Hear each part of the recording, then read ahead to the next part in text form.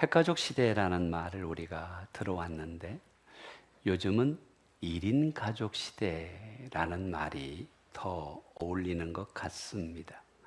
이런 시대가 되면서 고독사의 문제가 사회적 문제로 대두하고 있는데요.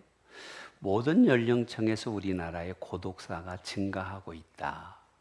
2019년도에 강서을의 김도우 국회의원이 사례 발표를 한 내용을 보면 그 전 5년 동안 8,173명이 고독사를 했다라는 통계가 있습니다. 근데 이것이 해마다 상승하고 있는 추세인데 문제점을 더 생각해 보면 연세가 많은 분들이 홀로 살다가 고독사하는 것이 아니라 한참 사회적으로 중심축, 가정의 중심이어야 될 50세들의 고독사도 늘고 있다라는 보고가 있습니다. 이건 세계적으로 보기 힘든 한국 사회의 어두운 면이라고 이야기를 했지요.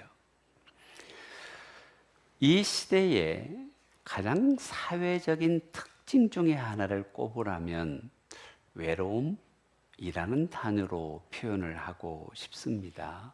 왜냐하면 개인주의가 팽배하거든요. 물질 만능주의가 있습니다. 그러다 보니까 사람과 사람과의 관계가 끊어지고 다른 사람으로부터 홀로 있는 카톡의 시대, 자기만의 시대에 살고 있지요. 어쩌면 지구가 생긴 이래로 하나님이 창조하신 이래로 가장 많은 인구가 살고 있는 것이 이 시대잖아요. 그런데 오히려 우리의 외로움은 커져가고 우리의 고독은 깊어져 가고 있는 것이 아닌가 돌아보게 됩니다. 그래서 이런 말이 있어요. 기념비다.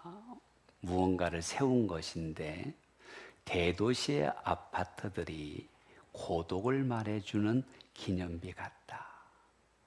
옛날에는 울타리가 없는 집에서 이웃과 소통하다가 닫혀진 대문 아래 한 계단을 마주보고 있지만 누가 사는지도 모르는 고독한 시대.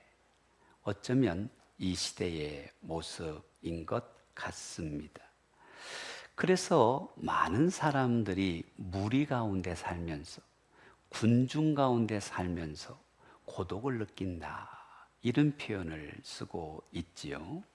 미국의 사회학자인 데이빗 리스먼은 군중 속의 고독, 이것이 이 시대의 모습이다라는 표현을 쓴 것 같습니다.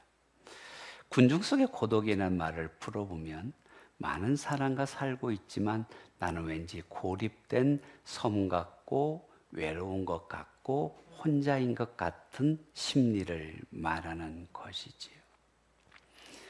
우리도 조금씩은 이 외로움이라는 말, 고독이라는 말이 피부로 다가오는 면이 없지 않아 있습니다. 성경의 인물 가운데 다윗은 위대한 인물입니다. 성공한 성군이라는 표현을 우리가 씁니다. 그러나 다윗의 인생을 깊이 한번 들여다보면 목동이었다가 장군으로, 장군이었다가 왕의 사위로, 장인한테 쫓겨서 생명의 위협으로, 심지어는 적진에 들어가서 침을 흘리면서 미친 채 하며 살다가 헤브론에 돌아와서 왕이 되고 12지파의 왕이 된, 그것으로 끝난 것이 아니라 아들에 의해서 밤중에 맨발로 요단강을 건너 피신하는, 여러분 우리가 참 파란만장한 생애라는 표현을 쓰지만 다윗처럼 다양한 고통과 고난과 어려움과 아픔을 겪은 사람이 많지 않은 것 같습니다. 그런데 그는 위대한 인물이라고 말합니다. 저는 다윗을 평가할 때 성공한 사람이라고 말하기가 싫습니다. 그분은 승리하신 분이다 라고 표현하고 싶습니다. 우리가 성공을 위해서 인생을 사는 것 같지만 믿음의 위대한 모델들은 하나님 안에서 승리한 인생들이다라고 말씀하고 있는 것이죠. 우리도 다윗처럼 승리하는 인생이 되기 위하여 어떤 하나님을 경험해야 할까요? 첫째, 사람의 한계성을 인정해야 합니다. 여러분, 사람의 생명은 유한합니다. 사람의 능력도 한계가 있습니다. 특별히 큰 위기를 당하면 무기력하게 느낄 때가 많아요. 다윗이 본 위기를 4절과 5절에서 이렇게 표현을 합니다. 사망의 줄이 나를 얽고 불의의 창수가 나를 두렵게 하였으며 스월의 줄이 나를 두르고 사망의 올무가 내게 이르렀도다. 다윗이 얼마나 절박했던지, 얼마나 죽음의 위기 앞에서 무기력했던지 자신의 한계성을 그대로 인정합니다. 사망의 줄이 매였고 지옥의 줄이 자신을 두르고 있다. 인생의 지옥문이 열렸다. 아마 우리들이 이런 표현을 쓸 만큼 힘든 인생을 산 분은 별로 없을 것 같습니다. 한편으로 보면 다윗은 국민적 영웅이었잖아요. 다윗은 만만이요, 사울은 천천히요.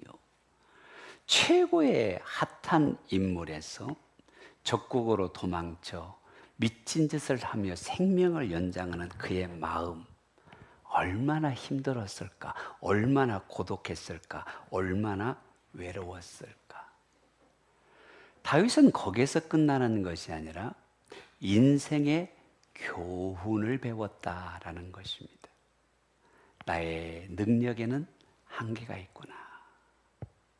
내 힘과 능력으로 승리하는 것이 아니라 하나님이 인도하시고 은혜 주시고 함께 하셔야 지혜로운 자요 승리하는 자다라고 깨달은 것입니다. 이 원리를 깨달은 다윗은 늘 그의 마음이 하나님은 높이고 자신은 마음을 낮췄다라는 것입니다. 이것은 신앙의 매우 중요한 원리입니다.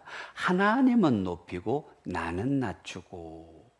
예를 들면 자신을 쫓아와서 죽이려고 하는 사울, 감정적으로 적대감도 컸을 것이고 부하들의 충동에 자기도 충분히 충동적인 행동을 할 수 있었습니다. 근데 다윗의 기준이 분명합니다. 내가 하는 것이 아니라 하나님이 하셔야 한다. 하나님의 권위를 인정을 합니다. 하나님의 권위가 뭡니까? 사울을 세운 분이 하나님이시다. 여러분, 자신의 위기는 사울을 죽이면 끝나요. 내 감정은 죽여야 속이 시원합니다. 근데 위기보다 감정풀이보다 다윗이 앞선 게 뭐냐는 거예요. 신앙의 원리가 무엇입니까? 하나님 우선순위. 하나님은 높이고 나는 낮추고. 이것이 다윗을 승리하게 한 비결이라는 것을 기억하셔야 합니다. 이런 모습으로 평생을 다윗이 살아가잖아요. 하나님이 어느 시점에 이르러서 다윗을 다 인정을 합니다. 그래, 나를 높이고 너는 낮추고 위기보다 감정보다 내가 우선을 삶을 살아가게 하는 다윗아, 너는 내 마음에 합하다. 너를 다윗의 길이라고 명하겠다. 하나님이 인정하셔야지요. 여러분, 자신의 한계성을 인정할 때 하나님이 도우십니다. 하나님이 일하십니다. 나를 인정하고 하나님께 맡기는 자를 하나님이 도와주십니다. 할렐루야. 그래야 승리할 수 있습니다. 다윗처럼 승리하려면 하나님을 힘입고 특별히 나의 힘이 된 하나님을 힘입어야 하는데, 우리가 기억해야 할 것은 내가 갖고 있는 육체는 한계가 있어요. 체력의 한계도 있고 인생의 나이의 한계도 있습니다. 누가 도우셔야 할까요? 그렇죠. 하나님이 도우셔야 합니다. 우리가 열심히 배우고 훈련하고 노력하지만 우리의 지식과 지혜는 한계가 있습니다. 그러나 하나님의 지혜는 무궁하십니다. 누가 도우셔야 할까요?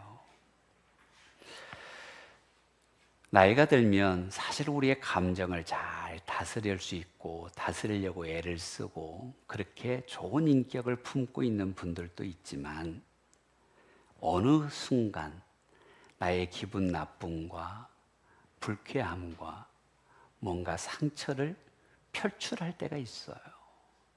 그런데 다윗의 장점이 뭡니까? 그 감정을 표출한 것이 아니라 하나님의 은혜를 구하고 하나님의 평안을 구하잖아요. 내가 죽이면 내 감정이 편할 것 같은데 하나님이 주시는 마음을 구하잖아요. 우리의 한계를 인정할 때 하나님을 바라게 돼 있고 우리의 부족함을 인정할 때 하나님을 의지하게 되어 있는 것이지. 사람의 한계를 인정하라.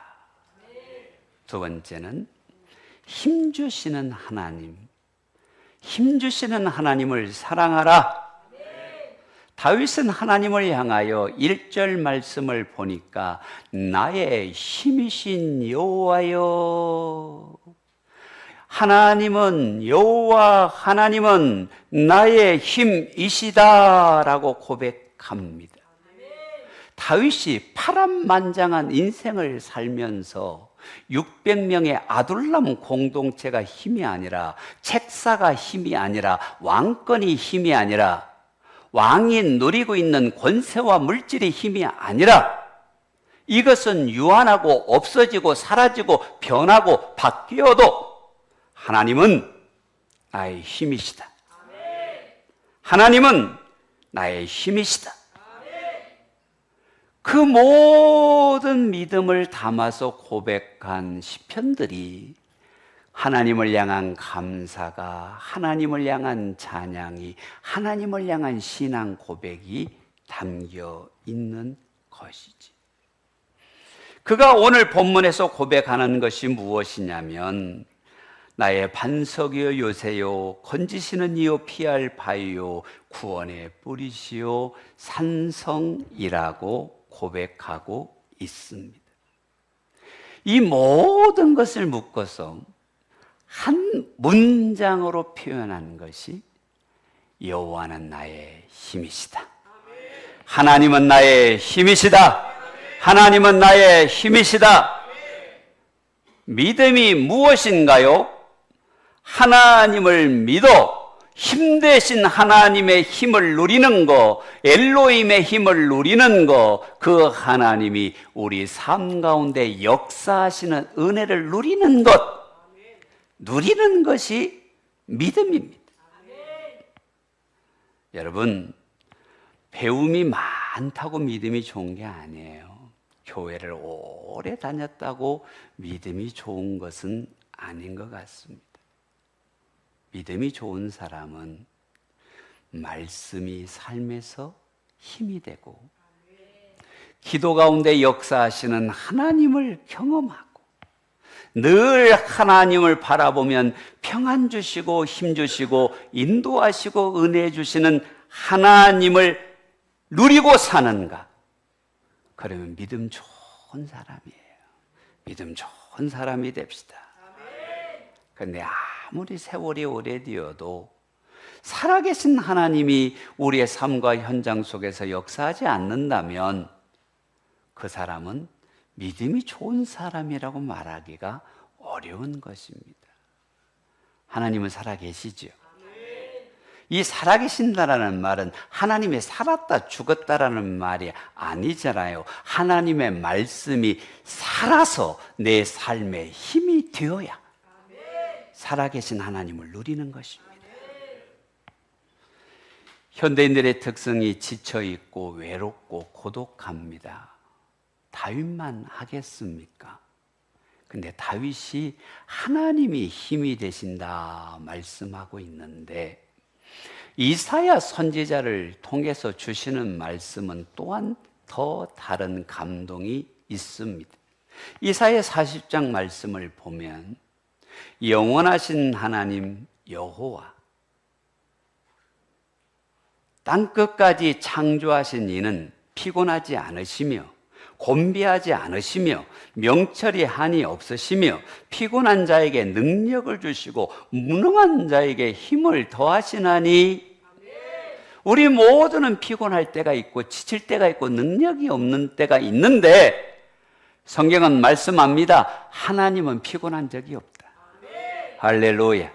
하나님은 지치지 않으신다. 하나님은 능력이 있으시다. 피곤한 자에게 능력을 주시고 무능한 자에게 힘을 주실 수 있는 분이 우리 하나님이시다. 이 살아계신 하나님을 누리며 살자. 여러분, 여기에서 하나님이 새 힘을 주신다라는 말은 바꾸어 주신다, 힘을 바꾸어 주신다는 의미가 있는데, 가장 적절하게 표현을 하면, 제가 쓰고 있는 이 무선 마이크는 건전지를 통해서 힘을 얻습니다. 한 2주 쓰면 배터리가 다해 깜빡깜빡거립니다. 그런데 이 무선 마이크가 힘을 내려면, 제 목소리를 전달하려면 어떻게 됩니까? 건전지를 바꿔야 합니다.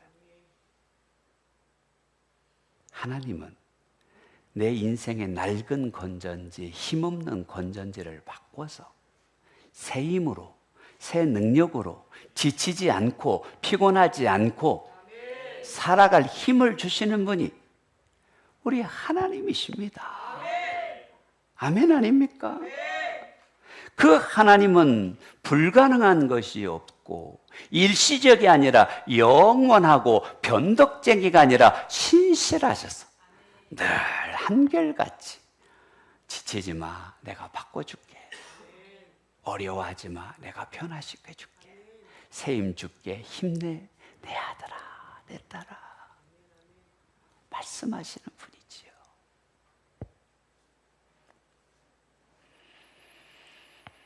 다윗은 사망의 지옥문 앞에서 하나님이 힘을 주셨다. 이 하나님 만나십시다. 또한 다윗은 고독할 때에, 곤고할 때에 힘을 주신 하나님을 향하여 이렇게 고백합니다. 내가 주를 사랑합니다. 하나님 사랑합니다. 아버지 하나님 사랑합니다. 1절을 한번 보세요. 나의 힘이신 여호와여, 내가 주를 사랑합니다. 우리 한번 같이 해보십시다. 하나님 사랑합니다. 사랑합니다. 이것이 다윗의 고백이었습니다. 저는 믿음은 두 기둥이 있다고 생각을 하는데, 힘과 사랑이라고 믿습니다. 일방통행이 아니라 양방통행이어야 하는데, 위로부터는 은혜가 내려옵니다. 내가 올려드리는 드림이 있습니다. 이곳이 만나는 곳이 믿음의 현장입니다. 하나님은 힘을 주십니다. 나는 사랑을 고백합니다. 이곳에서 하나님의 역사가 일어납니다. 사랑하는 백향목 성도 여러분, 은혜를 주시면 영광을 올려드리고 축복을 주시면 헌신으로 기쁘게 하고, 하나님은 주시고 나는 드리고, 이곳에 하나님의 은혜가 역사하는 것입니다. 힘과 사랑, 은혜와 헌신, 받음과 드림, 이것이 믿음의 두 기둥이지요. 그런데 많은 사람들이 은혜 받기만을 원하고 복 받기만을 원하고 달라고만 하고 있으니 다윗이 고백하는 거예요. 은혜 주신 하나님, 힘 주신 하나님, 내 인생에 강력한 은혜의 원동력이신 하나님, 사랑합니다 라고 올려드리는 거예요. 사랑합니다. 사랑합니다. 여러분, 하나님 사랑하십니까? 여러분, 하나님 사랑하십니까? 여러분, 사랑도 바라보는 단계가 있고 의지하는 단계가 있지만, 사랑은 깊은 단계가 뭐냐면 자신을 드리는 단계가 깊은 수준입니다. 신앙에서 하나님을 알고 하나님을 깨닫고 머물러 있는 것이 아니라, 다윗이 말합니다. 사랑합니다. 그 사랑이 성전을 건축하고자 하는 준비로 나타나잖아요. 왜? 하나님을 사랑하니까 믿음을 드리고 싶고, 하나님을 사랑하니까 하나님을 예배하는 예배당을 세우고 싶고, 하나님을 사랑하니까 시편을 만들고 찬양대를 만들고 하나님을 노래하고 손뼉치며 찬양하고 수금과 비파와 현악과 큰 목소리로 하나님을 높여드리는 것이지. 사랑하니까 그러는 거예요. 사랑하니까. 사랑하고 드리는 헌신은 아름다운 것입니다. 사랑으로 드리는 헌신은 기쁨이 됩니다. 여러분, 사랑을 고백한 헌신은 은혜요 복이 되는 것이고, 그 믿음 위에 하나님의 복을 내리는 것이지요. 칼이 이런 말을 했습니다. 하나님은 하나님을 이해할 줄 아는 자보다 하나님을 사랑할 줄 아는 자에게 더욱 나타내신다. 깨닫는 것이 아니라 사랑해서 기도하고 사랑해서 헌신하고 사랑해서 기쁨으로 주님을 바라보는 자에게 더 많은 하나님의 능력을 보여주시고 은혜를 내려주시고 역사하시고, 다윗을 승리하게 하신 분이 하나님이시잖아요. 그래서 다윗은 1절에 뭐라고 하냐면, 내가 하나님을 사랑합니다. 2절에는 하나님을 신뢰합니다. 6절에는 하나님 앞에 기도합니다. 이걸 바꿔 말해보면, 하나님 앞에 기도하니까 하나님을 신뢰하게 되고, 하나님이 역사하시니까 더 하나님을 사랑하게 되는 것이잖아요. 머뭇거리지 말고 다윗처럼 힘 주시는 하나님, 능력 주시는 하나님 사랑합시다. 사랑하는 믿음이 됩시다. 사랑은 그 무엇도 녹일 수 있는 신비가 되는 것이지요. 세상 유혹 가운데 살지 말고 하나님을 사랑하기에 믿음으로 살겠다고, 헌신하겠다고 결단합시다. 아멘. 세 번째는 하나님의 가능성을 신뢰하라라는 것입니다. 다윗은 하나님의 가능성을 2절에서 나의 반석이시요 나의 요새시요 나를 건지시는 이시요 나의 하나님이시요 나의 구원의 뿌리시요, 나를 구원하는 분으로 고백합니다. 자, 여러분 보세요. 나의 하나님, 나의 산성, 나의 반석. 무슨 말입니까? 하나님이 아브라함의 하나님이 아니에요. 이삭의 하나님이 아니에요. 여러분, 아버지의 하나님이 아니라 나의 하나님, 내가 만난 하나님, 내가 누리는 하나님 되시기를 주의 이름으로 축복합니다. 그래서 자료를 찾아봤더니 나의 하나님이 70번, 내 하나님이 61번, 우리 하나님이 186번, 우리 하나님이 7번, 너의 하나님이 109번, 너의 하나님이 12번, 내 하나님이 260번. 성경에 수많은 믿음의 사람들이 고백하는 것은 나의 하나님, 내가 만난 하나님, 온 우주를 창조하시고 엘로힘이 되시고 여호와가 되시고 여호와 이레가 되신 하나님이 나의 하나님, 나의 힘이 되신 하나님, 내가 하나님을 사랑합니다. 다윗은 그 수많은 인생의 고난 가운데 나의 하나님을 어떻게 고백하냐면 28절에는요 특별히 구원하셨다라는 말씀이 반복이 돼요. 6번 나오는데요. 한번 성경 구절들을 전체 화면에 띄우고 한번 읽어 보겠습니다. 2절 말씀을 보면 여호와는 나를 건지시는 이시요 나의 하나님이시다. 건지시는 분.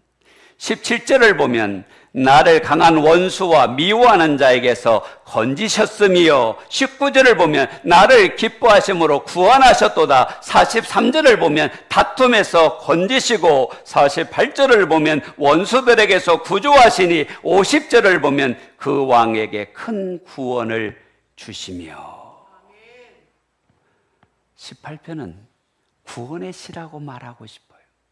하나님이 건지시고, 하나님이 구조하시고, 하나님이 구원하시고, 하나님이 함께 하신다.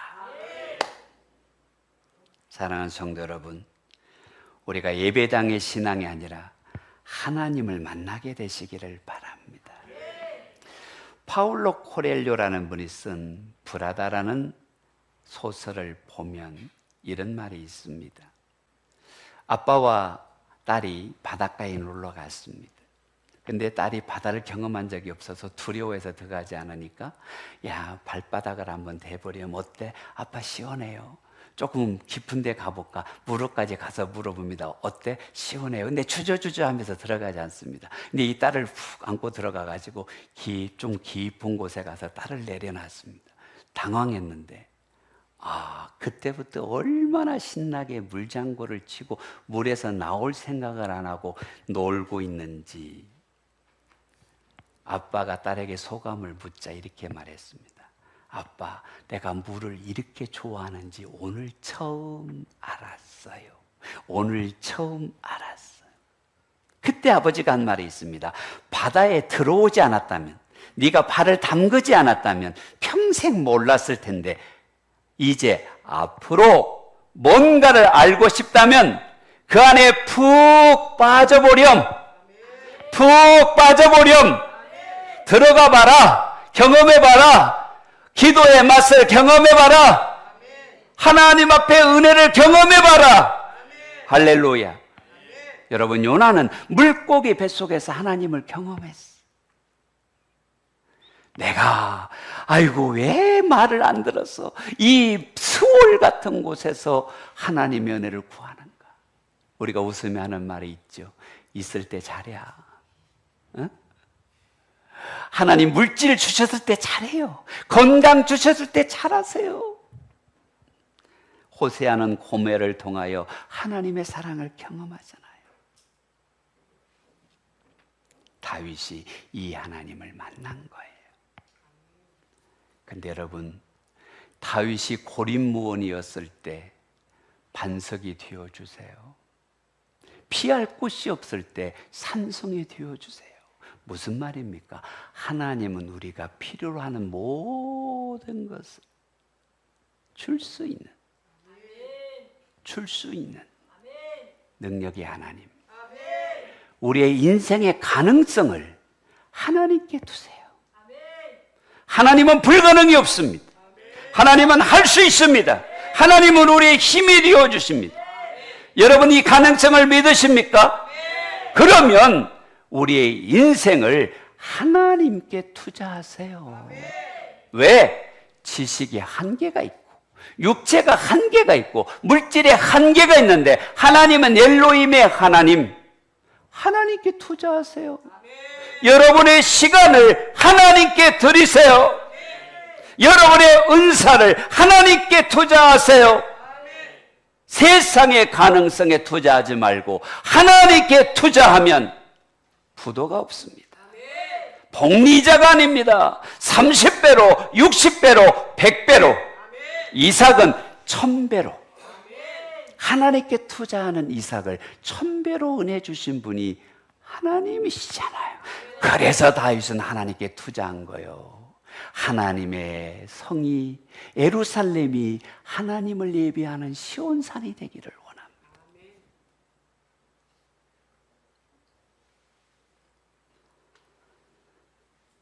다윗처럼 하나님을 신뢰하신다면, 우리의 힘이신 하나님을 바라본다면, 하나님의 가능성에 투자하고 헌신하고 하나님의 사랑을 고백할 수 있는 우리가 되기를 주님의 이름으로 축복합니다.